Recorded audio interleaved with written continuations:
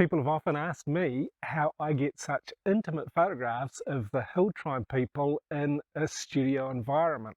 Well, there's a couple of tricks to it. I take the studio to them and I keep things minimal and I make sure that there is a connection. And this allows me to create a pseudo studio, if you like, in their own village. So yes, the background is a black background or a white background. It's not Photoshop, and the lighting is all completely natural. There's no flash or any artificial lighting whatsoever. To get some of these people to come into a studio would be almost impossible, and then the photographs would never be as natural and as comfortable as they are in their own village.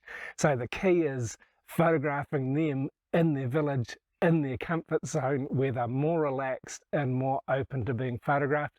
And I've always got a connection. There's always somebody to introduce or to talk about what we're doing in their own language so that they can understand and be accepting, because the Hill Tribe peoples have lived more remotely and can sometimes be quite suspicious and untrusting of foreigners. So the first time I had an opportunity to set up my outdoor studio, it was just a backdrop. It was just a drop of fabric in an Aka village in Mesalong, and they'd actually asked me if I could photograph all of the adults in the village, just a straight up and down picture, because they like to have a photograph on their coffin when they pass away. So I was a funeral photographer for the afternoon, but nobody had died. And so after this, I did some more creative portraits. So this was a very basic setup, and my outdoor studio has really evolved over time.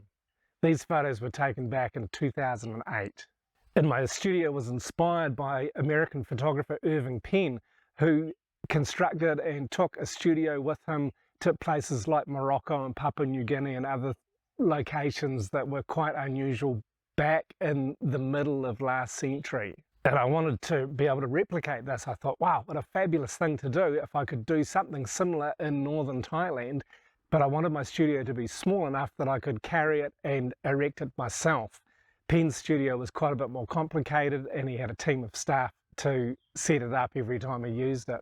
And this series of photos up in my friend's village up in Malai, I was working with a German visitor who was into photography. He was also an engineer, and Joost suggested a number of changes. We discussed it after using it during the day, how we could improve it, because it was too small and it was too flimsy, and it was susceptible to the wind and not particularly flexible.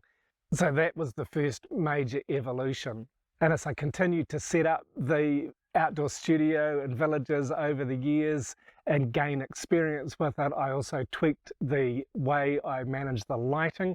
It's all natural lighting, it's done with reflectors and just daylight. And the design of the backdrop also helps to enhance the lighting as well. And one of the coolest things has been to go back into villages and give people prints of the photos that I've taken. And in this series of photos, a number of years later in Malai and Wynn's village, we photographed his mum again. And this time she came with her pipe packed with tobacco and ready to smoke. Initially she had hidden it, she'd been shy the first time we'd photographed her, but this time she came with her pipe ready and 3 changes of clothing. She was well and truly ready to be photographed because she'd enjoyed the experience so much the first time. So being able to go into villages and photograph these people who probably never used to get photographed so much, certainly not by a professional photographer, and to be able to share with them how fabulous they look has been a real joy for me and something I always cherish doing. And over the years we've done this with our photo workshops as well, when we've had customers come who want to have this experience.